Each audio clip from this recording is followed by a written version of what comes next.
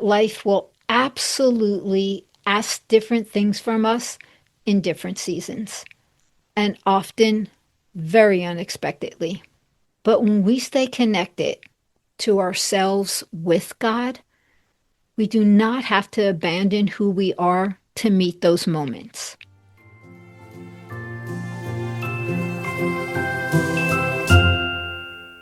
Hello, my friends. Come on in. It's always such a gift to spend this time together with you. If you've been here before, welcome back.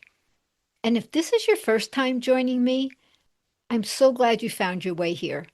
An extra special warm welcome to you.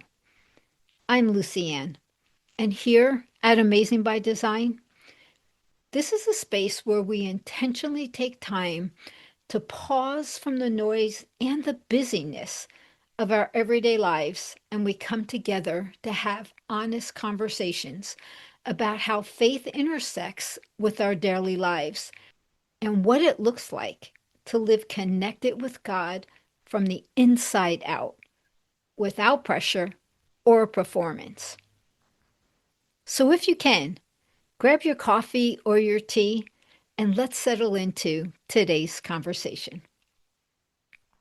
There are seasons in life that suddenly require something different from us, not theoretically, but practically. Moments where life simply shifts very quickly, and what was supposed to be simple suddenly becomes something entirely different. Perhaps you can relate. I certainly can. This exact thing happened to me recently. I had traveled for a family celebration, and during that trip, my dad, who is 90 years old, you have heard me speak about him on the podcast often. Well, he fell and he injured himself.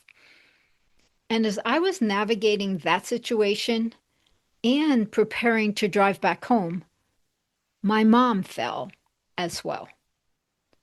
And suddenly, what was supposed to be a quick trip turned into an unexpected week of caring for both of my injured parents.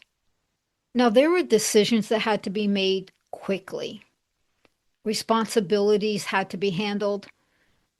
There was uncertainty about what the days ahead would require. And yet, something about this experience felt very different than what it would have in earlier seasons in my life. Let me explain what I mean by that. What surprised me the most was not that the situation was easy, because it certainly wasn't. It was serious, very serious. But internally, I noticed I wasn't spiraling. I wasn't trying to get ahead of everything mentally. I wasn't racing towards worst case scenarios. I wasn't trying to solve every possible problem before it happened. I simply stayed with what the moment in front of me required. And honestly, that caught my attention. Now, last week on the podcast, we talked in depth about staying present in our everyday lives. This situation, however, was taking that truth to a whole nother level. Now, I knew my parents needed support, and I also knew that I was the one that was positioned to help them. There was great responsibility in that.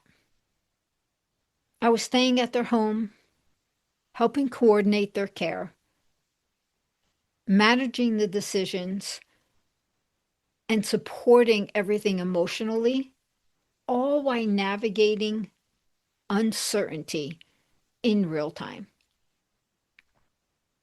There were definitely moments where I felt the weight of all of it. I especially remember when I realized that my dad might need physical support during the night that I did not feel I could safely provide for him alone. And in that moment, I remember recognizing very clearly I needed help. And what stood out to me later was how naturally that awareness came to me. I wasn't fighting what I was sensing.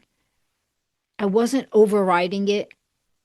I simply acknowledged it and then made decisions from there. One of the things I noticed most throughout that entire week was the difference between carrying responsibility and carrying emotional weight. Because, let me say, there were a lot of emotions surrounding the situation. My parents, for the first time, were forced to accept help when they have been extremely independent. Myself and my siblings, we were all dealing with our own emotions, and everyone was navigating uncertainty in their own way. And while I was absolutely carrying responsibility for caring for my mom and dad, I realized that support could mean different things. I could listen, pray, be present. I could do all those things without having to absorb everyone else's emotions as well. And I think many of us women quietly assume that love means carrying everything for everyone. But I'm learning that support does not require self-abandonment. And so through all of this, I kept coming back to something simple. God, give us this day our daily bread.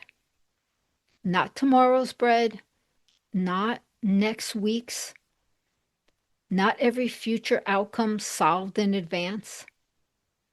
Simply what this moment requires. And I began to notice something quietly as I rested in this truth.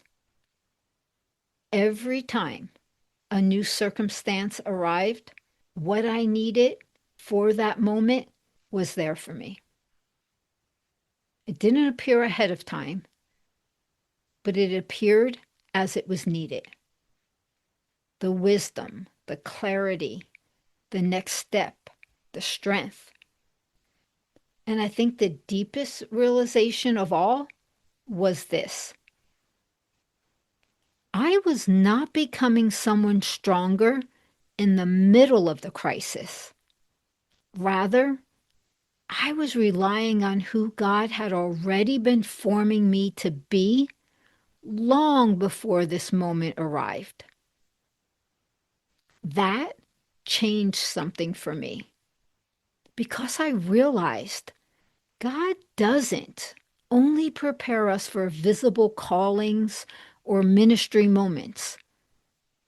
He doesn't wait for crisis to make us stronger. He prepares us for life itself, for how we show up in our everyday lives, how we respond to circumstances, and how to remain steady through all the twists and turns we experience in life.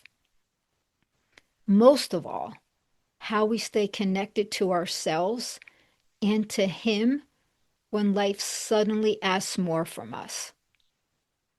And just maybe, that's what aligned strength really looks like. Not becoming more under pressure, but recognizing what God has already been faithfully forming within us all along. As I bring this conversation to a close today, this is the question I want to leave with you. Where in your life are you forgetting that God has already formed in you what you need before the moment ever arrives? Not because you have to carry everything alone, but because you're not walking through any season unsupported. And one thing this experience reminded me of is that life will absolutely ask different things from us in different seasons, and often very unexpectedly. But when we stay connected to ourselves with God, we do not have to abandon who we are to meet those moments. In the midst of the moment, when life required something different of me, I found myself thinking often about the scripture in Isaiah where God says, "Do not fear, for I am with you. Do not be dismayed, for I am your God. I will strengthen you and help you." And that's exactly what this experience felt like. Not that everything was easy, but that I wasn't walking through any of it alone. These are the kind of conversations I think so many of us are quietly longing for right now. Not conversations filled with pressure or quick answers, but spaces where we can slow down long enough to recognize what God may already be saying to us. So if you'd like to keep having conversations like this, you're always welcome to join me here each week. We gather in this space to slow things down, to listen beneath the noise, and to keep learning how to live from who we truly are. And sometimes those conversations, they naturally open the door to deeper healing, greater awareness, and growth. And if you feel led to explore this work more deeply, there's a link in the show notes where you can schedule a free call with me. It's there whenever the time feels right for you. For now, perhaps carry this thought with you as you step back into the day. God was already preparing you long before the moment arrived. And always hold on to this truth. You are chosen. You are loved. You are amazing by design.